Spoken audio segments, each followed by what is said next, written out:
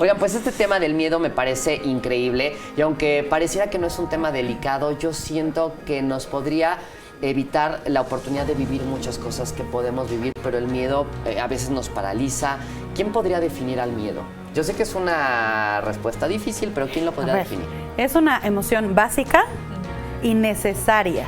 Okay. Y todos la sentimos, ¿no? O sea, no hay alguien que no la sienta. No hay nadie que diga, ¿qué es eso? ¿Con qué se come? No, todos la sentimos. Y su función principal es la protección. Es decir, esta emoción que sentimos nos avisa que algo percibimos en el entorno que nos puede agredir, dañar, hacer algo que no nos viene bien, y entonces el miedo, esa es su función principal. Pero dependiendo de los recursos que tenemos, etcétera, ocurre esto que platicaban hace rato, nos paraliza, no sabemos qué hacer, reaccionamos, ¿no? Pero esa es su función. Muchas veces decimos, no, como que las desagradables no las queremos sentir, las emociones, esa no, hay que quitarla. Y no, por favor, sí es muy necesaria, porque hay momentos en los que sí necesitamos tener estas alertas prendidas para tomar acción y cuidarnos, ¿no? Entonces esa es su función principal, el cuidado de nosotros. Ahora está localizado el miedo en una zona que se llama amígdala cerebral y es un órgano, una parte del cuerpo y del cerebro, y esta se puede enfermar. Es decir, hay personas que pueden tener una percepción relativamente adecuada de miedo y hay gente que tiene una percepción muy por encima de lo que debería de tener. Okay. O que casi no tienen miedo. Oye, pero ¿cómo se enferma uno? Es un punto de referencia. Entonces, cuando se tiene mucho miedo, es un problema de salud. Y cuando se tiene poco miedo, es un problema de salud. O sea, entonces, también puede ser una enfermedad, ¿no? Entonces, digo, nada más para tener como ese punto de referencia en donde quizás ahorita hablemos como de ese miedo normal, pero cuando hay mucho, hay que acudir al médico, y cuando hay poco, también hay que acudir. A ver, pero vamos entonces a dejar claro cuándo es mucho y cuándo es poco. Cuando es mucho, como un termómetro. Cuando las personas se paralizan, ¿no? Cuando están paralizadas, ya sea por carga genética, porque entonces los padres eran así y a lo mejor no tuvieron ningún trauma, pero ya hay carga genética. O porque finalmente hubo eventos traumáticos en la infancia y en la etapa adulta la gente se paraliza, porque es una descarga muy fuerte de miedo y los paraliza. Y en el otro componente, donde no tienen miedo o tienen muy poquito, se van exponiendo de manera constante a situaciones de peligro. Ok, a ver, hablemos de un miedo de tantos que hay, por ejemplo, el miedo a la muerte, que yo creo es uno de los principales miedos que tenemos todo. La pandemia creo que nos dejó un poco ciscados, ¿no? Veíamos que tanta gente iba perdiendo la vida, escuchabas toser a alguien y entonces empezamos a sentir un delirio de persecución, un miedo, un terror de ser contagiados, de pues obviamente que esto llegara a nuestras familias. ¿Cómo poder manejar eso? Porque yo soy de la idea que mucho está en nuestra cabeza y aunque era real, ni siquiera lo veíamos. Pero el miedo estaba más que Aquí hay que entender justo lo que decía Mari Carmen. El miedo nos previene, pero esas prevenciones muchas veces también vienen de alertas que no son reales, ¿no? Y entonces hay que cuidar también que el miedo no se transforme después en una fobia, que ahí ya estaríamos hablando de una psicopatología. Es decir, cuando ya hay una fobia, es decir, una respuesta al miedo muy exagerada y que además viene de un factor específico, como tú decías, mucha gente ahora tiene fobia a la tos. Ya no pueden escuchar a alguien toser, inclusive ya no salen de su casa porque les genera además otros factores que vienen del miedo, que es la ansiedad.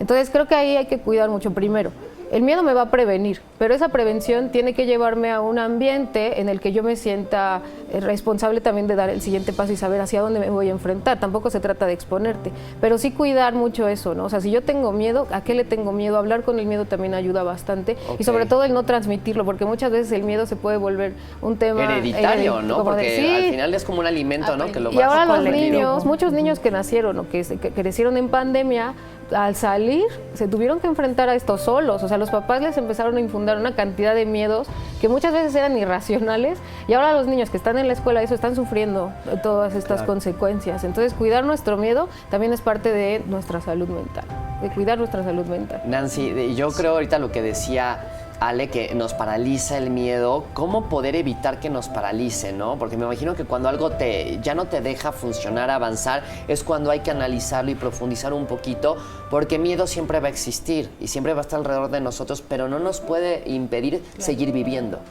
Y es necesario para cuidarnos, para sobrevivir, para afrontar situaciones nuevas, es necesario sentir ese miedo, porque es lo que nos va haciendo que nos protejamos, que vamos teniendo cuidado. Cuando ya se vuelve una respuesta fija, ¿no? Ahí es donde debemos de tener cuidado, porque entonces puede tener estos atenuantes que mencionas, ¿no? Como el ya me paraliza a hacer cosas, ya por miedo no salgo, ya por miedo no me atrevo. Entonces creo que primero es necesario identificar que estás sintiendo miedo, ¿no? Y que eso está ahí para algo. Siempre las emociones están porque tienen una función en nuestra vida. Y de ahí creo que sería bueno que ya sea a través de un proceso de introspección o a través de un proceso de psicoterapia, identifiques qué situaciones están haciendo que constantemente esté emergiendo el miedo como esta emoción de fondo. Porque el miedo a veces se vuelve como una emoción de fondo que se vuelve como la única respuesta para responder ante lo que nos sucede. Entonces creo que sí es necesario detenerte, porque a veces le queremos dar vuelta rápido, ¿no? De a ver, no tengas miedo, y aparte el contexto es como rápido, échale ganas, no te detengas. Entonces es, a ver, no, como ¿qué está haciendo que yo constantemente esté experimentando esto y que me esté deteniendo para vivir? Claro, me acuerdo que alguna vez hicimos un sondeo, no sé si te tocó a ti, donde le preguntamos a la gente que cuáles eran sus principales miedos, y lo que nos decían es a escuchar algo que no quiero escuchar, como por ejemplo alguna enfermedad, o ir al médico y que me diga algo, o tener que operarme y quedarme en la operación. ¿Por qué nos cuesta tanto trabajo enfrentar algunas cosas? Porque el miedo es como si nos cegara la posibilidad incluso de vivir, ¿no? Porque estás de acuerdo que una operación te puede dar vida, te puede dar una posibilidad, pero el miedo es como no, y si me quedo en el quirófano, y es normal sentirlo. ¿Qué pasa con esto?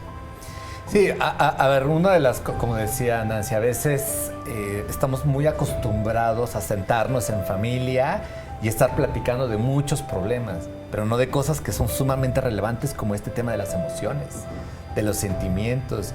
¿Y tu papá has tenido miedo? ¿Tu mamá Oye, pero además te voy a decir una cosa, el papá es el que menos puede tener miedo. El papá siempre tiene que ser fuerte, nunca dar problema. ¿Y qué pasa si se muestra vulnerable? Exacto. Entonces ahí es donde viene el origen de, oye, viene una cirugía y lo que estoy sintiendo ¿qué es? ¿Y cómo le hago? No, es que como nunca lo hablaron, no sé cómo enfrentarlo. Y en realidad lo que tenemos que reconocer es, a ver, también hay emociones que nos van a ayudar, aunque sean sensaciones desagradables, nos van a ayudar a la supervivencia. Y si finalmente me está paraliza porque va a una cirugía y ya la negué y es necesaria, hay que buscar ayuda médica. Porque mucho de lo que nosotros hacemos en el tratamiento es ayudar a que ese miedo baja, vamos, entre un mes aproximadamente, y entonces eso ya permite que los individuos puedan hacer sus vidas relativamente normales. Y es que también te das cuenta que es cultural. De hecho, a los niños, mucho de lo que pasa ahí en esa etapa es que les decimos, no tengas miedo. Es que me da miedo a la oscuridad, ¿no? Algo súper básico, y además es un instinto de supervivencia natural. El miedo a la oscuridad es de los primeros miedos que podemos sentir, pero no lo podemos tener abiertamente porque entonces eres juzgado.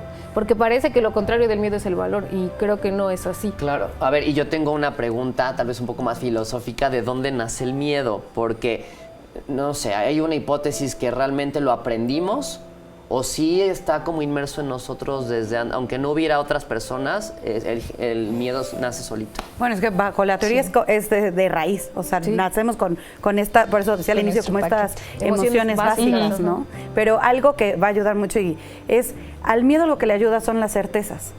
El saber. O sea, la incertidumbre aumenta muchísimo más el miedo. Esto, ¿qué me va a pasar? ¿Cómo lo voy a superar? Siento que no voy a poder. Entonces, desde ahí, algo que se ayuda, por ejemplo, en el proceso terapéutico muchas veces lo que abordamos es con qué recursos cuentas, con cuáles no, y cuáles puedes pedir al entorno. Porque desde ahí entonces puede ser, tengo miedo a elegir carrera, tengo miedo a separarme, tengo miedo a muchísimas situaciones. Entonces desde ahí el miedo es, ok, te está avisando que algo falta, desde dónde te sientes amenazado, amenazada.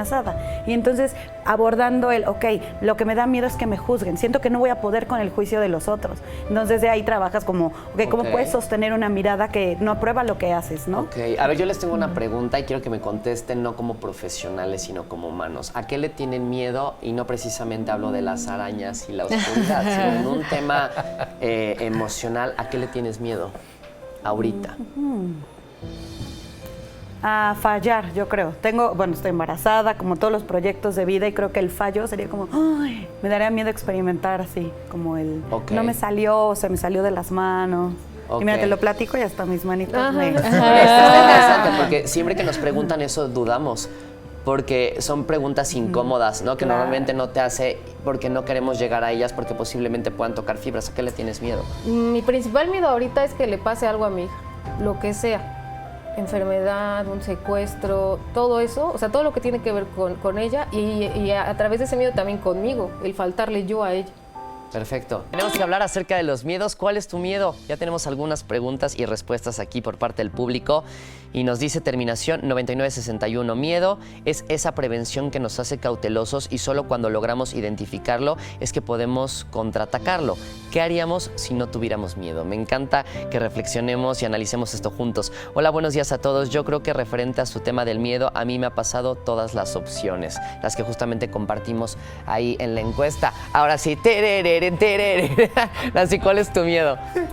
Yo creo que por el momento en el que estoy en la etapa de mi vida y los acontecimientos que han pasado hoy, tengo miedo a la soledad. Ok.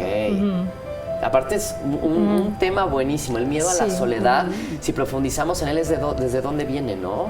O sea, viene, Alejandrita, ¿tienes? No, Yo yo soy muy puntual, ¿eh? Yo tengo miedo a las arañas y miedo a que le pase algo a mis hijas, igual, ¿no? Yo creo que ya cuando tienes hijos, ¡pum!, te cambia automáticamente el chip. Claro, y ahorita que decían raro. Todo esto, por ejemplo, yo le tengo mucho miedo al fracaso. O sea, creo que el fracaso es algo con lo que vivo y me he cachado, y no sé si les ha pasado a ustedes, pero a veces cuando estás trabajando mucho la conciencia, no es que dejes de sentir las cosas, es que hoy te das cuenta de las cosas.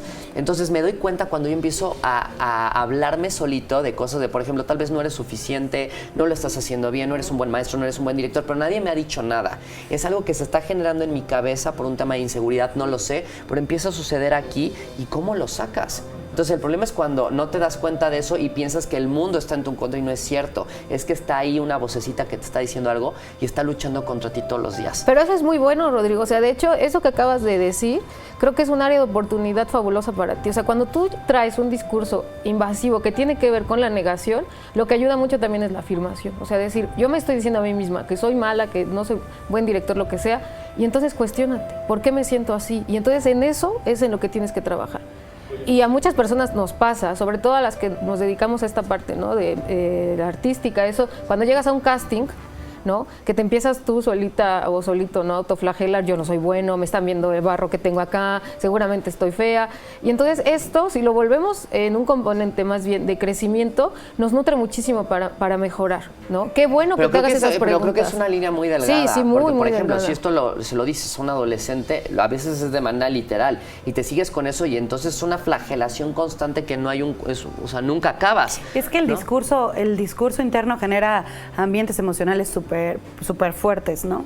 Y, por ejemplo, algo que podría ayudar, ojo, no hay recetas mágicas, pero, por ejemplo, decir, voy a poder con esto, o todavía no veo la respuesta, pero confío en que algo voy a poder hacer con esto, algo aprenderé de acá, nos planta en la situación de una manera diferente, porque si no se siente que nos come la situación, ¿no? Por eso hablaba hace rato de las certezas, o decir, voy a encontrar algo aprenderé de acá, voy a poder con esta situación, puedo pedir ayuda, porque muchas veces nos sobreresponsabilizamos y eso aumentamos el miedo. Claro, ¿será que ¿no? también tenemos que vivir con la idea de que existe un margen de error de cualquier cosa? Claro. Porque cuando no nos permitimos eso y todo tiene que ser perfecto y voy a vivir 300 años y voy a estar casado toda mi vida y entonces hacemos absolutismos que lo que nos generan son si por cualquier cosa se llega a romper, entonces entra el terror, ¿no? Porque es una incertidumbre que yo no puedo controlar.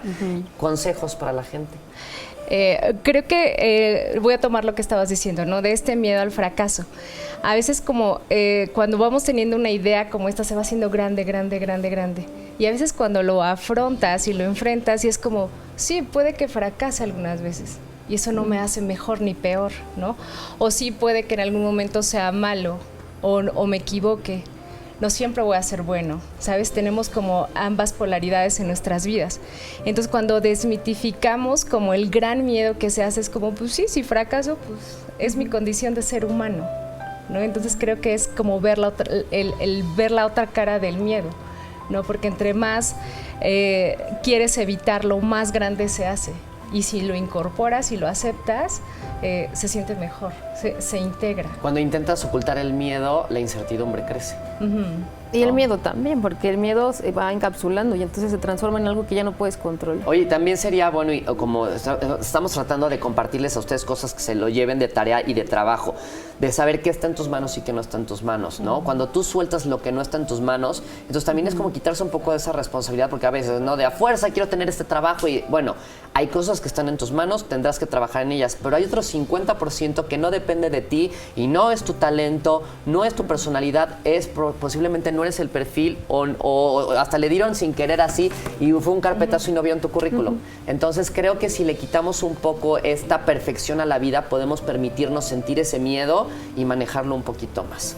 Sí, digo, desde este lado es, a ver, si el miedo te está quitando el sueño, ya no comes, te vienes vas empeorando, es que de repente hay mucho estigma en relación a la salud mental y al tratamiento farmacológico. Hay tratamientos y luego cuando llegan con nosotros estás viendo cómo van 10, 20, 30 años que ese individuo pudo haber hecho muchísimas cosas en su vida y por el miedo paralizante no hizo nada. Les das el tratamiento, empiezan a mejorar y cambian. Entonces, eso se puede hacer a los 15, a los 20, a los 25. No le tengan miedo, ¿no? A la ayuda psicoterapéutica, al tratamiento farmacológico. Todos tenemos miedo, los tenemos que ir enfrentando, pero si en algún momento te paralizas, busca ayuda. Creo que eso es lo más importante, buscar ayuda y no menospreciar ningún miedo que tengamos. A veces tener un punto de vista externo a nosotros nos puede ayudar a visibilizarlo de una manera más real, ponerle un nombre y una vez con eso saber qué hacer. Muchísimas gracias. ¿Alguien quiere dejar algún mensaje? Yo. Va, Voy a ser todos. rapidísima. Sugeriría, algo que hicimos acá es hablar de los miedos con tus vínculos, porque muchas veces lo experimentamos solos. Entonces hablar yo también tengo miedo con tu pareja, ¿no? Y a mí me da miedo esto, a mí también. Nos nutre mucho el vínculo y sobre todo nos vulnera, pero sobre todo subraya la intimidad, ¿no? Y eso ayuda mucho a una red de apoyo que en el miedo es algo que... Cuando hablas del miedo, la verdad es que Hablemos descansas. de Eso es ustedes una miedos, realidad. por favor. Yo para los niños, yo quiero hablar por los niños. Ayúdenlos a transitar sus miedos con naturalidad. No les digamos, no tengas miedo, o el que tiene miedo es cobarde, o si no tienes miedo te voy a dar un dulce o algo. Vamos a acompañarlos a través también de nuestra experiencia. Si tenemos niños que tienen algún miedo, antes de decirle no tengas miedo, decirle yo también he tenido miedo, yo también comparto lo que sientes. Vamos a caminar juntos y vamos a transitarlo de una forma natural, en familia y sobre todo valorando y validando nuestra salud mental. Veamos lo que opina la gente en la encuesta. ¿Qué les sucede cuando se enfrenta con el miedo? Y gana me ha perjudicado, que es el 48.1, que creo que eso es lo más interesante, darnos cuenta que el miedo ha perjudicado algún momento en nuestra vida. El segundo es que los ha prevenido con 25.9 y el tercero es que los ha estancado, también muy cerca, con 25.9, casi a la par. Entonces, qué bueno, no dejemos de analizar esto, no le echemos en un saco roto, hay que sentarnos a platicar con la familia, no importa si eres papá, eres mamá, eres abuelo y llevas el sustento de la casa, tienes derecho a ser vulnerable y presentar también tus miedos, desnudarse en el alma y creo que analizarlos juntos y acompañarse en el proceso. Gracias, Mari Carmen, Gracias a ti. Nancy, mi querido Alex y Ana.